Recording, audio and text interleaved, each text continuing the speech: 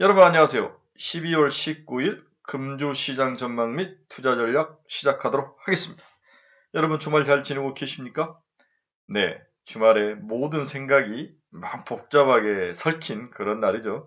나름 밖에 너무 춥고 모든 게 다 부정적이다. 모든 게 다 부정적이다. 그래도 희망은 있는가? 부정적이라는 단어하고 희망이라는 단어가 서로 대꾸로 마주치고 있는데 모든 자료나 모든 경제 전망이나 모든 경제 상황은 어렵다. 그래도 우리가 여기서 희망을 찾을 수 있을 것인가? 이 이야기가 이번 주에 우리들의 머릿속을 스쳐 지나가는 또 이번 주에 우리가 투자를 하는데 가장 근본적인 백본이 되지 않을까? 이 어려움 속에서도 우리가 혹시 희망을 찾을 수는 있지 않을까? 이런 결론을 가지고 이런 주제를 가지고 이번 주 한번 분석을 해보도록 하겠습니다. 좀 긴 이야기니까 뭐 틀어놓고 주무시든 틀어놓고 다른 얘기를 하시든 네, 한번 들어보시기 바랍니다. 구독, 좋아요 많이 부탁드립니다. 네, 시장 키포인트 한번 봅시다. 연준 총재들의 부정적인 긴축 발언이 금요일날 시장을 지배했죠. 부정적이다. 좋은 말 하지 않았습니다. 이제 연말까지는 큰 이벤트는 없으나 반등의 모멘텀도 없다.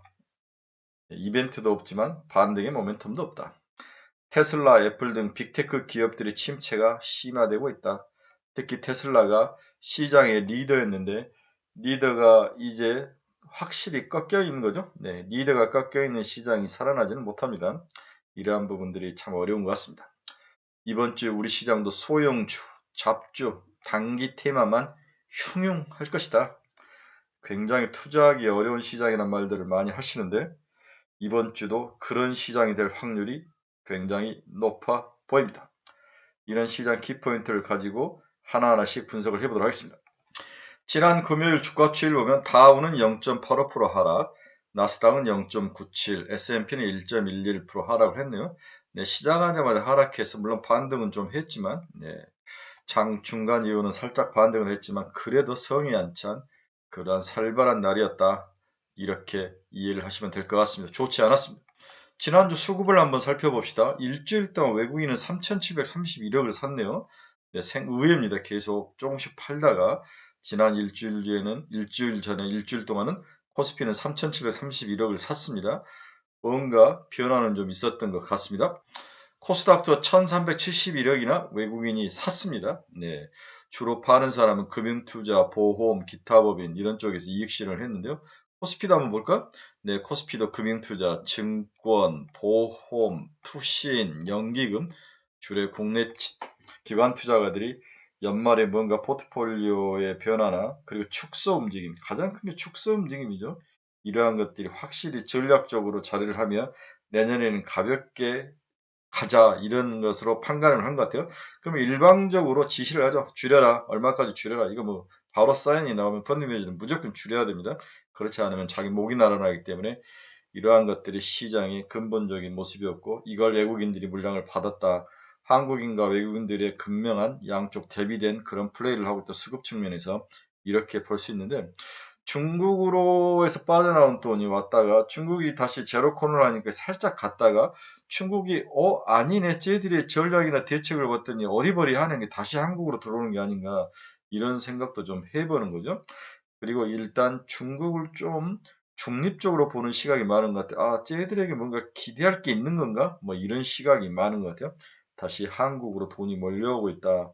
한국 원화가 살짝 약세로 갔다가 강세로 갔다 왔다 갔다 하는데 일단 아시아에서는 가장 안정적인 모습은 한국이다. 이렇게 판단을 하는 것 같아요.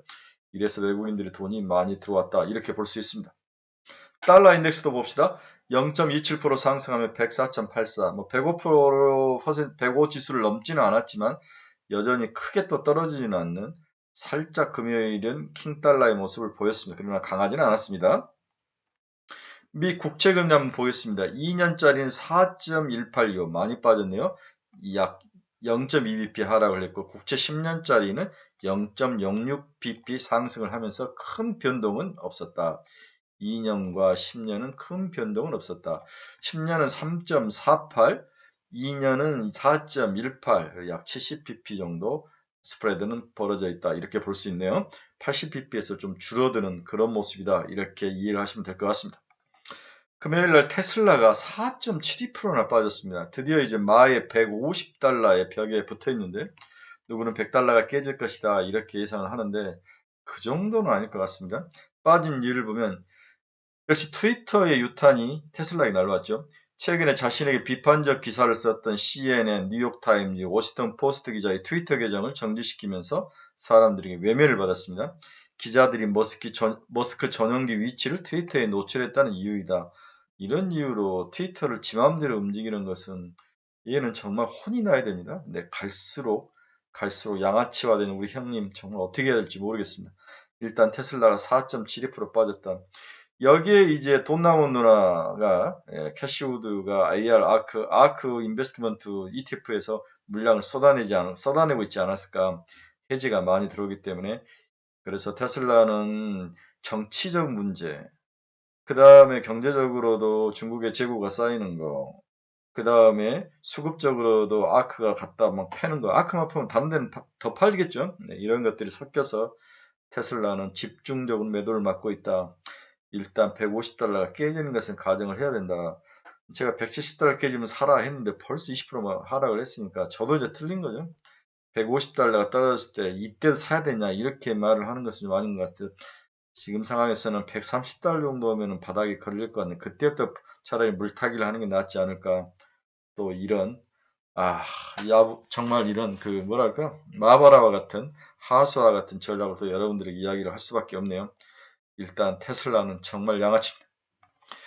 금주 주식시장 분석 한번 해봅시다. 먼저 부정적인 요인부터 한번 봅시다. 시장에 워낙 부정적인 요인이 많으니까 어떤 부정적인 요인들이 시장에 횡행하고 있는지 흉흉하고 있는지 한번 보도록 하겠습니다.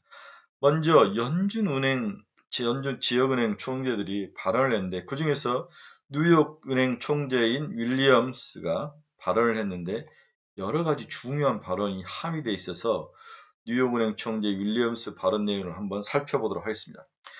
금요일 날 윌리엄스 총재는 블룸버그 TV와의 인터뷰에서 내년 물가 상승률이 3에서 3.5%대로 둔화될 것으로 예상하지만 진짜 문제는 그것을 어떻게 2%까지 가게 하느냐 이렇게 말을 한 거죠. 그래서 이를 위해서라면 우리가 적어도 낸 것보다도 더 많은 금리를 올릴 수 있다. 네. 우리가 이제 점도표를 찍었는데 그 점도표보다 더 많은 금리, 더 높은 금리를 인상할 수 있는 가능성도 있다. 이렇게 하면서 금요일날 주가가 박살나게 되는 원인을 제공한 거죠. 지난 12월 FOMC 의원 연준들은 5.1% 내의 최종금리 전망치를 내놨습니다. 19명 중 17명이 5% 이상이었고 이 중에서 2명은 5.5% 이상이었으니까 대략 범위로 이야기하면 윌리엄스 총재 말대로 5에서 5.5%가 될 것이다 이야기를 했는데 필요하면 2%를 금리를 낮추기 위해서는 더 높게 올릴 수도 있다. 이렇게 부정적인 이야기를 그러니까 몸에 상처난 그 소금을 뿌린 격이죠. 중요한 것은 윌리엄스가 상황에 따라서 이 최종금리가 더 올라갈 수 있다고 말한 부분이 시장에선 화근이 된 거죠. 윌리엄스는 인플레이션이 기대만큼 내려가지 않으면 금리가 더 높은 곳으로 갈 수 있다고 한 게 FOMC 메시지가 아니냐 이런 질문에 이 경우 필요하다면 다시 할 수도 있다.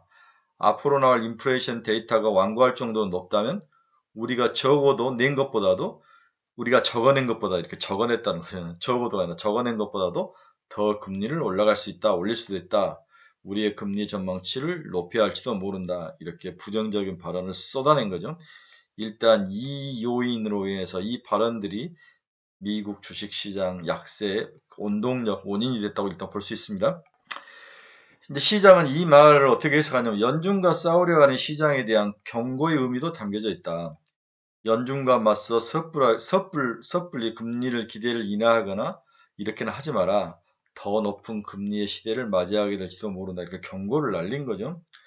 그러나 그 수준이 무한대로 연준이 올릴 수 있는 수준이 무한대로 시장에서 걱정하는 6에서 7%의 가능성에 대해서는 그것은 확실히 내가 기본적인 가정은 아니다. 이 부분에서는 일단 아니다라고 선사를 쳤죠. 그런 공급망 개선을 고려하면 내년 인플레이션은 3에서 3.5% 갈 수 있다. 이렇게 이야기를 했습니다. 그럼 윌리엄 더들리가 생각하는 성이 이제 더들리는 윌리엄이 생각하는 내년의 CPI 수준은 3에서 3.5다. 이 부분을 일단 우리가 인정한다고 칩시다. 그러면 실질 정책 금리가 1.5 플러스 1.5 정도 플러스가 적절하다. 이 부분을 이야기를 했죠. 그러면 윌리엄 총재가 말하는 실질 정책 금리는 뭐냐? 이 부분이 이제 굉장히 중요하죠. 그래서 윌리엄 총재의 말을 다시 수식으로 표현하면 정책금리, 페드의 정책금리에서 근원 PC를 뺐을 때 1.5% 수준에 있을 때가 좀 적절한 게 아니냐. 이렇게 말하면서 자기가 말한 1.5에 대해서 나름대로 공식을 풀이를 해준 거죠. 이 말을 잘 곱씹어보면 12월 FOMC 전망치상 내년 최저금리가 5.1%이고 근원 CPI가 3.5라 하면 적정한 것이다. 빼면 1.5 정도가 되니까. 그래서 명목금리 5.1에서 3.5를 빼면 1.5% 안팎 정도가 되는 게 아니냐. 이 정도가 가장 시장에서 원하는 적정 금리 수준이다. 이렇게 이야기를 한 거죠. 그러면서 1.5%라는 숫자에 대해서 중요하다. 이 점을 강조를 했습니다. 그러면 내년에 최종금리 터미널 레이트가 6%가 된다면은 어떻게 되는 겁니까? 그러면은 정책금리 6%에서 근원 PC 3.5를 빼면 2.5가 되죠. 7%일 때는 3.5까지 커지는 거죠. 이런 것은 아니다. 이렇게 이야기를 했습니다. 1.5%를 상수로 두고 변수가 두 개가 생겨서 정책금리와 근원 PC 이 두 개가 변수로 작동을 하는 거죠. 그렇다면 이 중에서 FOMC가 결정을 할 수 있는 것은 정책금리라는 거죠. 우리가 이 1.5%라는 숫자에 신뢰도를 부여할 경우 인플레이션에 따른 최종 금리 예측도 가능해진다는 거죠. 예를 들어서 내년에 근원 PC가 연준의 예측치인 3.5%가 아닌 4.5%라고 치면 4에서 1.5는 5.5%까지 최종 금리가 올라야 된다는 의미죠. 그렇죠? 네, 1.5를 되려면 이가 4가 되려면 5.5%까지. 그러나 윌리엄 총재가 3에서 3.5%가 내년 근원 PC 물가 지수라고 했다면 정책 금리는 5.1에서 5.5 정도 이 정도가 되는 게 맞는 게 아닌가. 5.5 정도가 현재 윌리엄 뉴욕은행 총재가 생각하는 정책금리의 적정금리이지 않을까. 거꾸로 6%가 되려면 근원 PC가 4.5% 정도는 돼야 되는데 이 정도는 좀 높은 수준이지 않나 그런 생각을 해봅니다.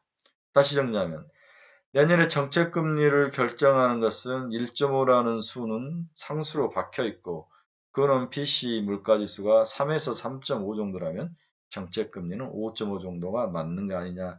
윌리엄 총재는 이 이야기를 어렵게 이야기를 하고 있습니다.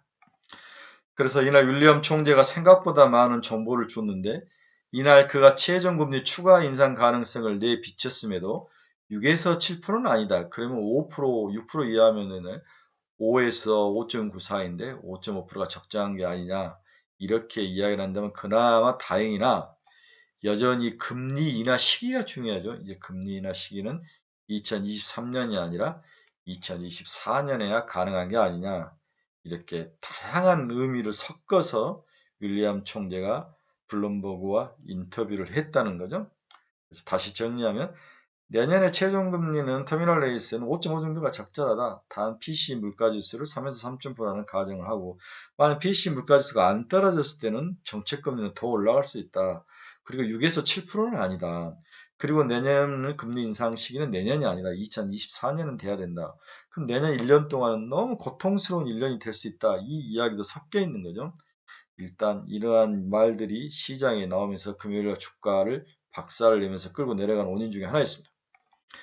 두 번째 부정적인 요인은 미국 소비 둔화 가능성이죠. 네, 미국 물가가 발표됐는데 그 속을 뒤집어서 우리가 함의를 찾아보면 미국의 경기가 침체하고 있다. 소비가 둔화하고 있다. 이 사실을 알 수 있다는 거죠. 11월 미국 소매 판매는 전월비 0.6%나 하락하였으며 예상 0.1%를 크게 하회를 했습니다. CPI도 크게 하락을 했지만 소매 판매라는 미국에서 가장 중요한 경기를 판단하는 경제지표 중에 하나인 소매 판매가 하락을 한 거죠. 생각보다 많이. 지난해 12월 이후 가장 큰 폭의 감소세를 보였습니다. 자동차와 휘발유를 제외한 소매 판매는 0.2%로 12기 1개월 만에 소매 판매가 감소세로 전환을 했습니다. 다만 12월 소매 판매가 크게 늘었던 점을 감안하면 소비 모멘텀이 아직 꺾이지는 않았다 이렇게 보는 시각도 일단 존재는 합니다만은 숫자 자체가 쇼크인 거죠. 그러면 이 소매 판매의 속살을 한번 뜯어보면 첫째, 내구재 판매가 감소를 했다. 11월 소매 판매는 경기 민감도가 높은 내구재를 중심으로 전반적으로 재화 수요가 감소됐음을 우리가 알 수 있다. 전자제품, 컴퓨터가 7개월 연속 하락세를 보이는 가운데 자동차, 가구, 건축자재 등이 감소폭이 두드러졌습니다. 비중이 큰 자동차와 부품이 전월 대비 2.3%나 감소하면서 전체 소비 판매 감소에 큰 영향을 미쳤으며 신규 수요는 점차 줄고 있으나 아직 낮은 소매 재고를 감안하면 추세적인 감소로 보기 힘들다는 점도 물론 존재를 한다. 하지만 10월에 이른 블랙 프라이데이 효과로 조기 쇼핑이 늘어나면서 실질 소비가 늘고 물가가 둔화되었다면 11월은 실질 소비 감소가 전환하는 반면 물가가 둔화로 이어지는 서로 반대의 모습이 막 나타났다는 거죠. 그렇죠? 네. 10월에는 블랙 프라이데이가 먼저 일어나면서 소비는 늘고 물가가 둔화되는데 11월은 실질 소비가 감소하고 여기에 맞게 물가가 동시에 둘 다 둔화되는 그런 해석이 나타났다는 거죠. 그래서 11월의 CPI 감소는 실질적으로 소비가 감소하면서 경제 자체가 침체하면서 나타난 오리지널 문제이다. 큰 문제이다. 키포인트다. 이렇게 볼 수 있는 거죠. 이 부분이 굉장히 중요합니다.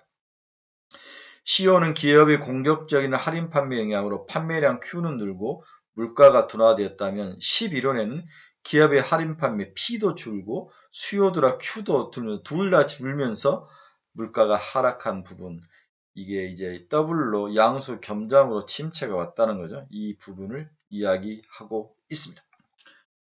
두 번째, 소매 판매를 뜯어봤던 서비스 분야를 한번 뜯어본 거죠. 재화에 대한 수요는 부진했던 반면 서비스는 4개월 연속 강한 수요를 보여주고 있습니다. 11월 외식 서비스는 플러스 0.9%로 증가폭은 둔화되었으나 전월 1.6%에 비해서 1.6% 강한 성장세를 보였다는 점을 감안하면 아직 둔화 신호라고 보기는 이르다. 0.9가 그런대로 잘 버텨주고 있다. 가계 구매력 둔화로 서비스를 제외하고 11월 소비도 부진할 가능성이 높아 보여 향후가 더 걱정이 되는 게 사실입니다. 가계 구매력이 떨어지면서 12월 소매 판매도 12월과 마찬가지로 부진할 가능성이 전망되고 있기 때문이죠. 자, 세 번째로 미국 기업 타겟이 3분기 실적 발표를 하면서 컨퍼런스 콜을 했는데 여기를 한번 뜯어볼 필요가 있다는 거죠. 미국의 타겟이라는 것은 우리나라 이제 뭐 롯데 하이마트와 똑같은 거죠. 미국 소매 유통업체 타겟은 올해 3분기 컨퍼런스 콜에서 대부분의 소비자들이 초과 저축과 신용 대출을 통해 소비를 이어갔으나 구매력은 한계에 달한 것으로 내부적으로 평가를 하고 있다. 이렇게 이야기를 한 거죠. 이에 따라 10월 말부터 소비자들의 소비 행태가 필수재와 할인 품목 위주로 변하면서 판매를 위해서 더욱 강한 프로모션이 진행되고 있다. 고객들이 꼭 필요한 것만 사는 쪽으로 소비가 변화하고 있다. 이 이야기를 하는 거죠. 따라서 12월은 기업들이 낮아진 수요에 남은 재고를 팔기 위해 할인 판매를 올면서 제야 물가가 더욱 둔화될 것을 예상을 한다. 물가는 떨어질 것이다. 시장 분석가들이 11월 미국 CPI 리뷰 보고서에서 언급했지만 고물가 상황에서 재화 물가가 빠르게 둔화되는 것은 긍정적이나 이는 동시에 재화 수요가 떨어지는 등 경기가 빠르게 악화되고 있다는 신호로도 봐야 한다고 그렇게 이야기를 하고 있습니다. CPI가 떨어지는 그 이면에 미국 경제의 퀄리티가 박살이 나고 있다, 무너지고 있다 이 이야기를 하는 거죠. 네. 고소득층은 아직 초과분 저축이 남아있기 때문에 여행 서비스에 소비할 여력이 존재하며 서비스 수요는 한동안 지속될 가능성은 높지만 서비스 소비도 결국 경기의 종속 변수이기 때문에 연준의 현재 타겟심을 감안할 때 내년 1분기, 늦어도 2분기 중에는 둔화될 확률이 높다고 전망을 해야 된다. 이 소비와 무너뜨리기 위해서 연준이 CPI를 잡기 위해서 여기에 타겟을 하기 위해서 지금 긴축을 하고 있는 거 아니겠습니까? 그래서 내년 1분기, 늦어도 2분기 중에는 이 소비마저도 무너진다면 미국 경제는 무너질 것이다. 이게 CPI 하나를 잡기 위해서 이 노력을 해야 되는 거냐. 물론 CPI는 잡을 수 있지만 이제 미국 주식 투자자들의 핵심은 경기 침체에 있는데 이 경기 침체를 망가뜨린다면 주식시장은 생각보다 더 어려운 상황에 있을 것이다. 이 이야기를 하고 있습니다. 미국 소매 판매, 음식 서비스, 소매 판매, 자동차를 위한 음식 서비스 모두 다 이렇게 하락 추세로 가고 있다. 이 이야기가 그래프로 보여주네요. 네, 마이너스 0.6과 0.2. 그렇죠? 네. 자동차와 휘발유를 제외하면 0.2% 하락, 그걸 빼면 0.6% 하락. 이렇게 해서 이렇게 플러스로 나다가 이렇게 갑자기 낭떠러지에서 클리프 행어를 하는 거죠. 네. 이러한 것들이 이제 시작의 출발점으로 나왔기 때문에 향후 트렌드를 봐야 알겠지만은 생각보다도 미국 경제가 망가지고 있다. 이것은 주식시장의 악재이다. 이렇게 정리를 해야 될 것 같습니다. 세 번째는 미국 이제 여러 가지 월스트리트 안에 이제 경착륙과 연착륙에 대한 논리 싸움이 있었는데 결국 경착륙이 이길 가능성이 높아 보인다. 향후 미국 경기의 연착륙, 경착륙 여부를 놓고 많은 논란이 커질 거로 예상이 되고 있습니다. 말싸움하기 좋아하는 월스트리트니까요. 경기의 경착륙과 연착륙에 대한 판단에 있어서 경기 침체 없이 인플레이션을 잡을 수 있는지, 그리고 노동시장 내 실업률의 상승 여부를 생각해 볼 수 있습니다. 경기 침체 없이 인플레이션을 잡을 수 있다. 이건 페드의 논리란 거죠. 노동시장 여건은 여전히 타이트한 상황으로 구익률이 하락하고 있으나 코로나 이전보다 여전히 높은 상황이다. 이에 빈 일자리 수와 실업률과의 관계인 베버리지 곡선을 둘러싼 이견의 차이가 경기의 연착륙, 경착륙을 둘러싼 전망으로 이어지고 있다. 빈 일자리 수와 실업률과의 관계인 베버리지 곡선에 둘러싼 이견 차이가 미국 시장 내에 존재를 한다는 이야기죠. 근데 우리는 여기서 이제 오랜만에 이제 베버리지 곡선이라는 것들을 많이 이제 듣는데, 근데 필립스 곡선은 많이 알 수 있죠. 근데 베버리지 곡선이라는 것은 빈 일자리와 실업 간의 관계가 반비례 관계를 보여준다는 거죠. 빈 일자리가 찾아지면서 실업률이 떨어지지 않는 곡선. 이것은 이제 필립스 곡선과 같이 발표됐는데, 필립스 곡선이 워낙 유명한 이론이 되면서 사라졌죠. 네. 이제 이게 아마 이제 미국의 피터 다이아몬드라는 매사추세츠 공대 교수가 발표해서 노벨 경제학상을 받았는데, 이 이론이 최근에 이제 FOMC들이 패드 여러 위원들이 이 곡선의 이야기를 하면서 경기는 연착륙을 할 것이다. 이 이야기를 하지만 이것은 좀 문제가 있는 게 아니야. 이 이야기를 하는 거죠. 경기 연착륙을 주장한 연준은 실업률이 급등 없이 빈 일자리 수가 차츰 채워지면서 노동시장의 과열을 완화시킬 수 있다고 말한 반면, 서머스 전 재무부 장관 같은 사람은 실업률 증가 없이 빈 일자리만 감소하는 것은 기대하기 어렵다. 이런 일이 있을 수 없다. 역사적으로 빈 일자리 하락률은 실업률 상승을 반드시 동반한다. 이 이야기를 하고 있습니다. 이 두 논리와 논쟁이 이제 부닥치면서 누가 이길 것이냐. 만약에 베버리지 곡선 이야기가 이긴다. 빈 일자리 수와 실업률 관계가, 빈 일자리가 이렇게 채워지면서 실업률이 빠지지 않다. 여기 생각하는 게 아니다. 이렇게 이야기를 한다면 베버리지 곡선 이기는 패드가 이기지만, 재무장관 같은 사람들은 그런 일은 있을 수 없다. 빈 일자리가 잘수록 주는 것은 결국 실업률 상승을 동반할 수밖에 없다. 이렇게 이야기를 하는 거죠. 이러면 경착륙이다. 이 이야기를 하고 있습니다. 근데 여러분 필립스 곡선 잘 아시죠? 필립스 곡선 여기 물가 상승률 CPI. 그 다음에 이쪽이 실업률이죠. 실업률.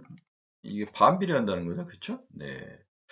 물가가 높을수록 물가가 이렇게 높을수록 실업률이 이렇게 낮아지는 뭐 그런 이야기인 것 같은데, 이제 이게 반비례하는 그 각선이 물가와 실업률이 반비례. 이게 이제 필립스 곡선이 있는 거죠. 그렇죠? 네.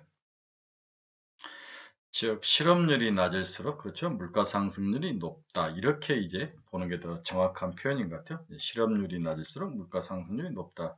뭐 일하는 사람이 많고 소비자가 많으니까 이게 필립스 곡선이다. 이렇게 이해를 하시면 될 것 같습니다. 구조적으로 노동시장 내 대퇴직 현상, 크게 퇴직 현상이 늘어나고 이민이 감소하고 대규모 재정 지원 등으로 노동 공급 부족 문제가 조기에 해소되기 어렵다면, 미스매칭에 따른 영향을 고려할 때 강한 수요 유축을 통한 노동 과열 조정을 하는 것이 불가피해 보인다. 이게 이제 전통적인 경제학자들의 이야기죠. 이 이야기가 이제 시장에 먹혀 들어가고 있다. 이렇게 볼 수 있습니다.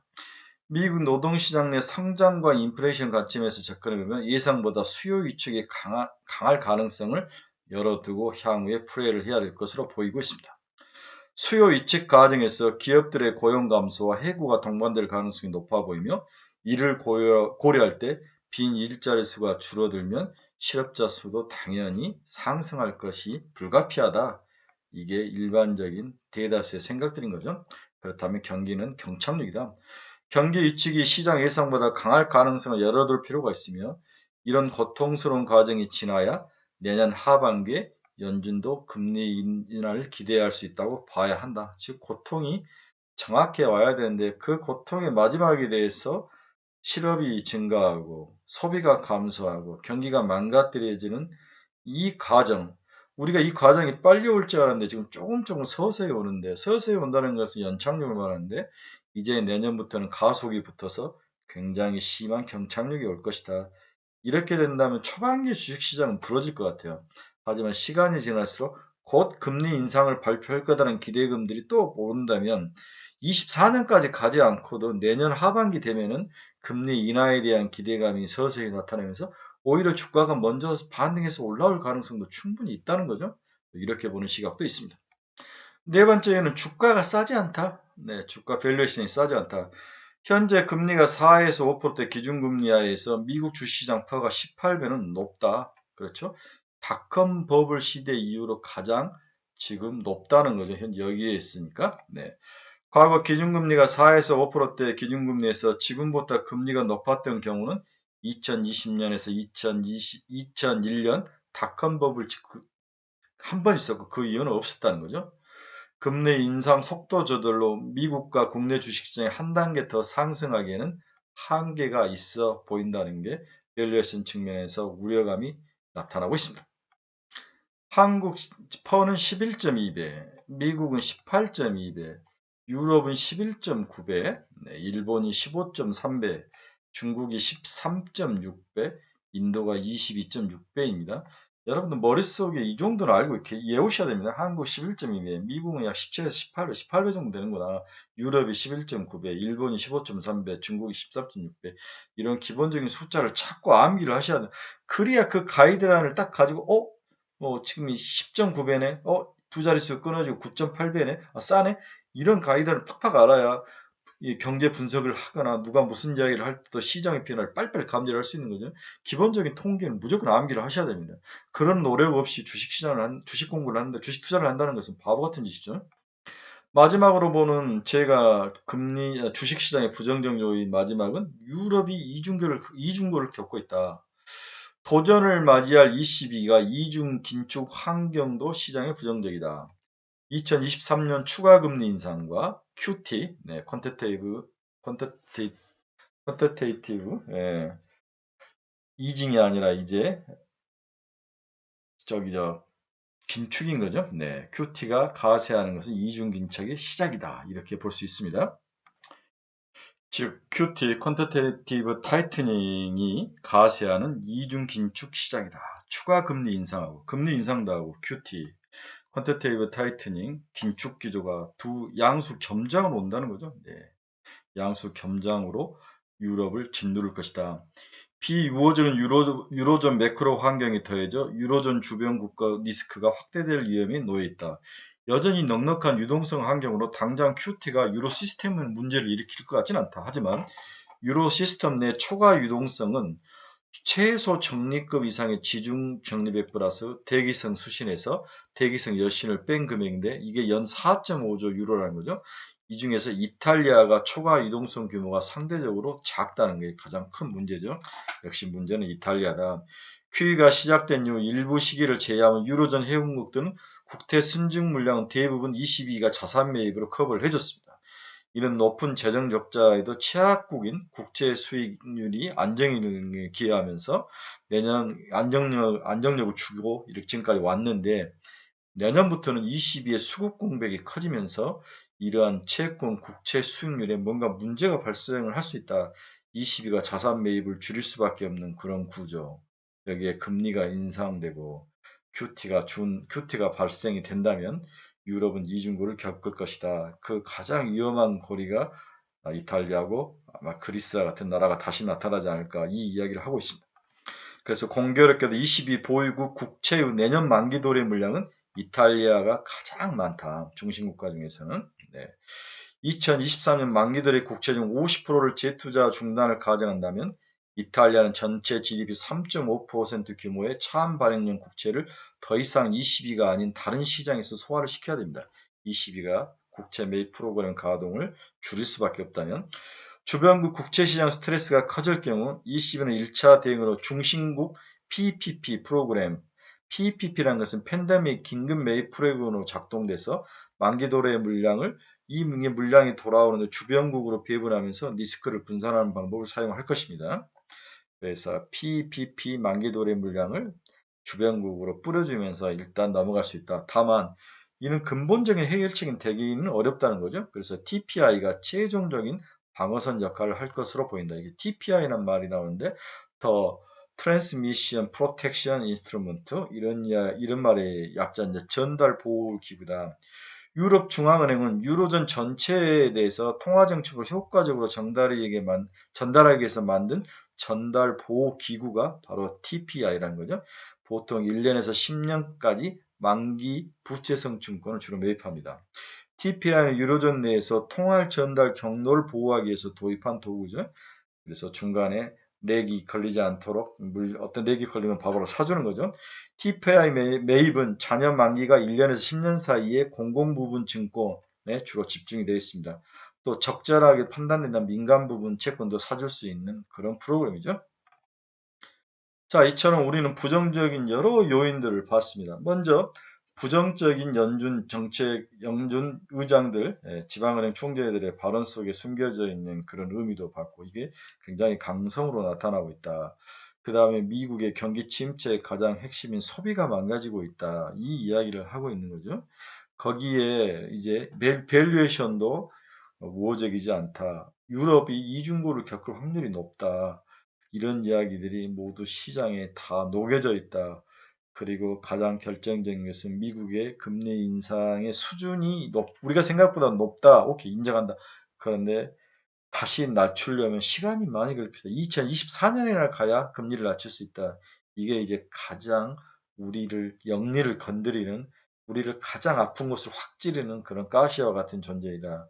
이런 요인들이 시장의 부정적인 요인으로 작용을 할 것이다. 하고 있다. 이렇게 이해를 하시면 될 것 같습니다.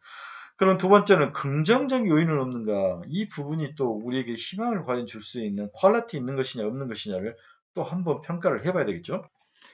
그런데 이제 긍정적 요인을 찾으려고 막 공부를 하는데 더 웃긴 건 긍정적 요인이 별로 많지 않다는 거예요. 이 부분이 가장 저를 오늘 새벽부터 일어나서 벌써 2시까지 제가 이제 고민을 하면서 글을 쓰는데 해결책이 없는 거예요. 대체 긍정적 요인이 뭐가 있느냐? 이 부분을 찾을 수 없다는 게 참 막막합니다. 자, 그나마 그래 찾은 게 미국 연준은 변덕쟁이다. 언제 다시 시각을 바꿀지 모른다. 저 점도표에 눈 들어가지 마라. 이게 이제 제가 여러분들이 하고 싶은 이야기죠. 12월 FOMC에서 특히 중요한 부분은 전도표였다. 수치 자체의 의미를 부여하기보다는 순식간에 전망 수준을 바꾸는 연준의 변덕성의 형태가 지금도 유지되고 있다는 점이 충격적이다. 저는 그렇게 본 거죠. 이미 연준이 중앙은행에서 신뢰성이 사라진 상황에서 감안한다면 지금 제시하고 있는 전도표 역시 언제든지 바뀔 수 있다는 인식이 시장에 팽배한 상황이다. 이 부분을 우리가 알아야 된다. 금리 결정 직후 급등한 시중금리가 다시 제자리로 돌아간 부분이 이러한 신뢰성 상실을 대변하는 근거로 우리가 볼 수 있습니다. 금리가 오르지 않았다는 것은 실질금리는 시장이 연준에 대한 신뢰성이 낮아지면서 언제든지 점도표 혹은 경제전망 수치가 바뀔 수 있다는 상황을 인지한 만큼 향후 발생할 가능성이 매우 높은 구매력 둔화에 따라서 급격한 수요 위축 이런 것들이 발생하고 물가 상승이 빠르게 낮아진다면 즉각적으로 연준의 스탠스가 바뀔 수 있다는 것도 우리가 생각을 해야 된다. 그래서 CPI가 막 생각보다 빠르게 내려가고 경기가 또 빠르게 침체한다면 그내년 24년에 대해서 바꿀 것 같은 연준의 금리나 그 정책 가이드라인스가 바뀔 수 있다. 그래서 과거의 모습도 그랬다. 최근의 모습도 변덕쟁이다. 이 이야기를 하고 있습니다. 두 번째로 이제 믿을 것은 중국밖에 없다. 중국의 경제 살리기 정책밖에 없다. 중국 11월 실물 지표, 연이은 제로 코로나 충격은 결국 중국 정부의 경제 살리기에 나설 수밖에 없는 그런 환경으로 중국 정부를 밀고 있다. 중국 11월 소매파면은 전년 동기비 5.9%, 마이너스 5.9%를 기록하며 컨센서스 마이너스 3.7%와 전월치 0.5%에 비해서 크게 하회를 하면서 시장에 걱정을 주고 있습니다.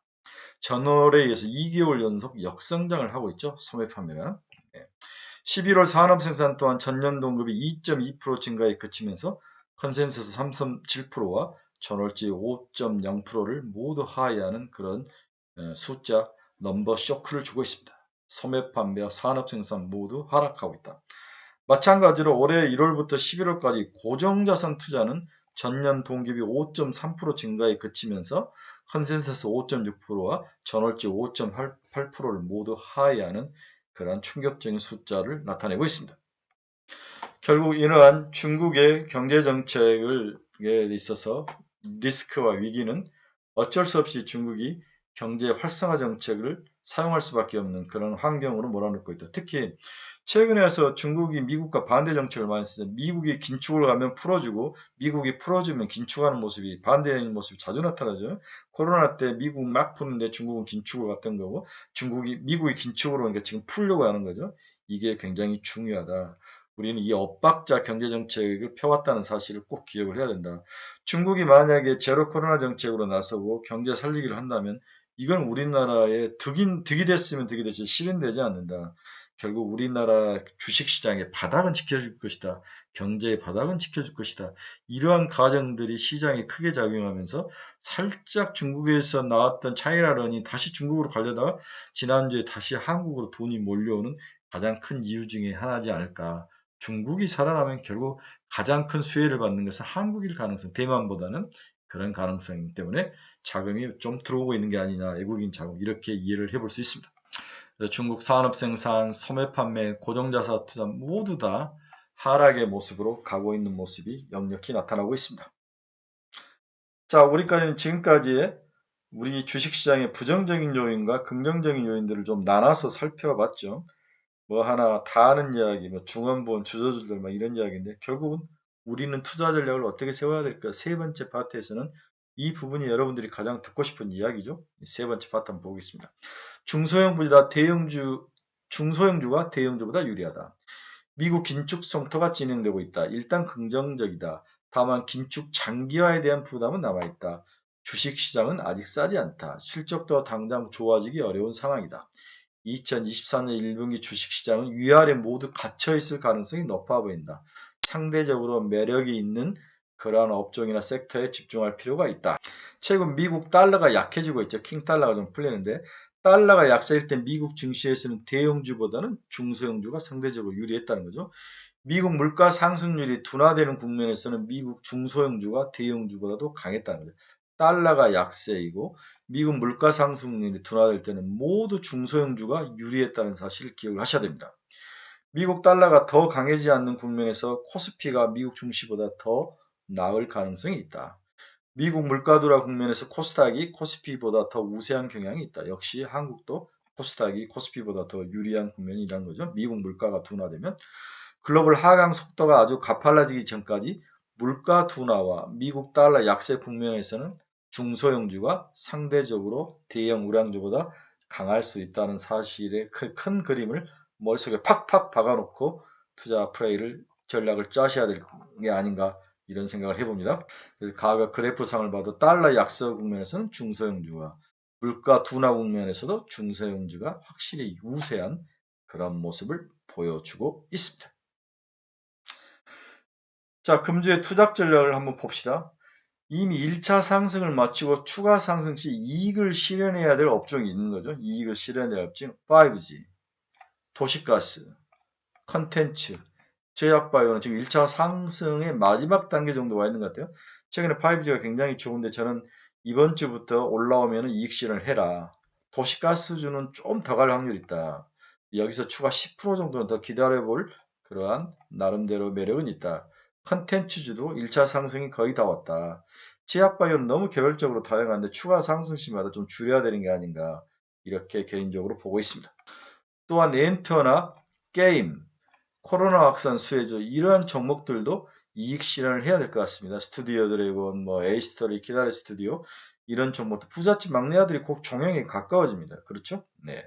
그 다음에 엔터 3대 기획사들도 SM과 JYP 엔터가 좋긴 하지만 1차 상승을 마친 관계로 연말에는 어느 투신이 갑자기 물량을 쏟아내는 그런 케이스, 이제 포트를 조정하는 거죠. 먹었으니까 팔고 좀 줄이고 가는 모습도 많이 나타나고 내년에 대비해서 현금을 확보하는 전략이 많기 때문에 먹었던 걸 주로 팔렸죠. 네, 이런 것들을 좀 주의할 필요가 있습니다. 게임도 마찬가지입니다. 아직 위메이드발 충격이 아직 해소되지 않고 중국 게임이 상당히 우리나라보다 더 어느 정도 그래픽이라든지 내용이 좋아지는 케이스도 있다. 게임 애널리들이 그런 이야기들을 많이 하는데 너무 우리나라 게임이 중국보다 좋다. 우리나라 게임이 너무 매달지 말라. 제가 봤을 때는 게임은 중국에 다 질 것 같아요. 몇 개를 제외하고. 그러면 최근에 방역 마스크 진단시약 코로나주가 다시 일시적으로 뭐 상승해서 올라오고 뭐 이런 것들이 좀 있긴 있는데 가만 개별적으로 또 mRNA 관련된 종목들 다 올라오면 좀 줄여야 되는 게 아니냐 그런 생각을 해봅니다. 두 번째로 당분간 사지 말아야 된다. 기다려야 된다. 2차 전지, 반도체. 특히 2차 전지는 테슬라발 노이즈가 일단되는데 시간이 필요하다. 일단 조정을 받는데 수급 측면에서 ARK ETF가 추가적으로 매도 물량이 나올 것이다. 재고 축소에 시간이 필요하다. 테슬라 이외의 글로벌 자동차들도 재고가 좀 쌓일 것이다. 추가 하락은 일단 서서히 멈출 것으로 보이나 반등엔 시간이 필요하다. 일단 바닥을 형성하고 옆으로 기는 것을 보고 천천히 사자. 경기 침체와 상관관계도 한번 지켜봐야 될 상황이다. 그래서 2차 전지는 물론 이제 우리나라 LG 엔솔 같은 거 조정을 굉장히 많이 받았죠. LG와 삼성의 SDI, SK, 이노베이스, 대주전자들은. 그래서 주가가 여기서 더 추가로 하락하기보다는 작은 박스권에서 먹고 터지고 있는데 지금 들어갈 상황은 아닌 것 같다. 좀 지켜보자. 반도체는 뭐 말할 필요가 없어 보입니다.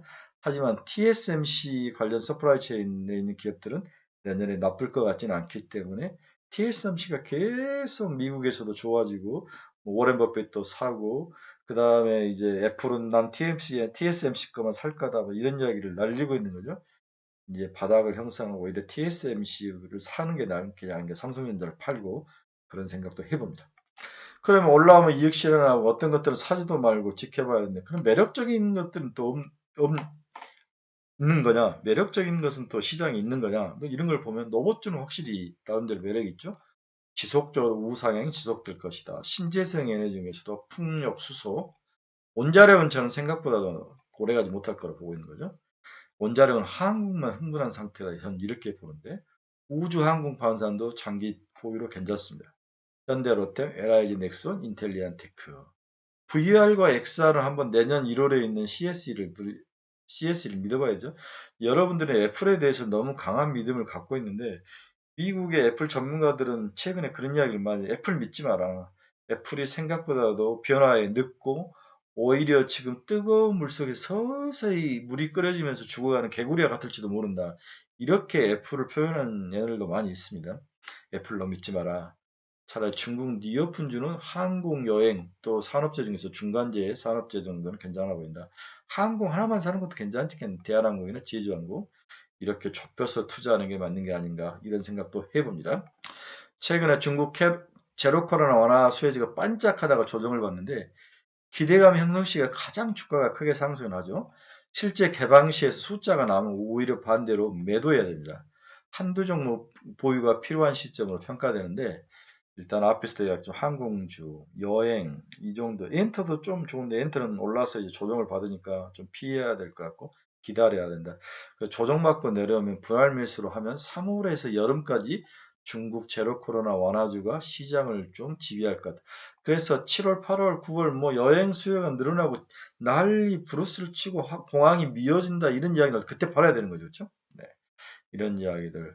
또 원화가 약세인지 강세인지는 굉장히 중요한 파트죠. 원화가 약세일 때는 굉장히 도움이 많이 되는데 달러로 받아오지 않습니까? 항공도 그렇고. 근데 원화가 강세일 때는 좀 장단점이 있죠. 네. 또 유류세가 굉장히 유류비가 비싼데 유류는 또 달러로 줘야 되는데 원화가 강세일 때 또 유리한 부분이 있고 또 여행 수요는 달러로 받기 때문에 원화가 약세일 때 유리한 것이 있고 적절하게 박스권에서 움직일 때가 좋은 것 같아요. 네, 이런 모든 것들 세밀한 부분도 체크가 좀 필요하다.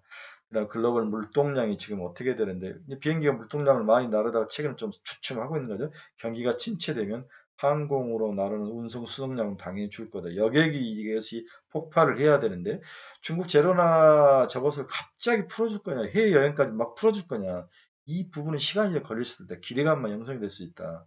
이러한 부분들이 선택의 문제이지만 한번 확 올렸다가 조정을 받고 내려올 때 또 사는 것은 나쁜 것 같지 않다. 이렇게 정리를 해볼 수 있을 것 같습니다. 네, 45분 동안 긴 시간 동안 이번 주 우리가 어떻게 투자를 할 것인지 의견을 다 모아서 이것저것을 막 섞어 넣었습니다. 일단 부정적인 요인이 많다. 긍정적인 요인은 몇 개 안 된다. 하지만 정신을 잘 차리고 좁혀서 투자해라. 그럼 딱 한 가지만, 한두 가지만 투자하면 뭘 투자할 것이냐? 저는 뭐 딱 노보다하고 CS 윈드 정도, 풍력 정도 이 두 가지만 가지고 투자를 하면 괜찮지 않겠나. 그래서 레인보우 로보틱스하고 CS 윈드 이 두 가지 정도면은 그래도 내가 뭔가를 사야 된다고 좁힌다면 이 두 가지를 여러분에게 추천을 해보고 싶습니다.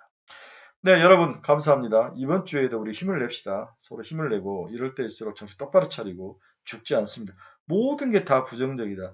내년의 경제 전망을 보니까 전부 다 상저하고죠. 상저하고 그런 것은 전부 다 일방적으로 한 방향으로 예측하는 건 절대 오지 않습니다. 어제 제가 스터디 모임에서 제가 한 이야기의 핵심은 그렇습니다. 모두가 한 방향으로 이야기할 때 그 방향은 오지 않는다. 오케이? 여러분들 이것을 좀 명심하시기 바랍니다. 여러분 감사합니다. 멋지고 즐거운 주말 되시고 한 주 되시기 바랍니다. 즐거운 성탄절 깨어 있습니다. 여러분 한 주 응원합니다. 감사합니다.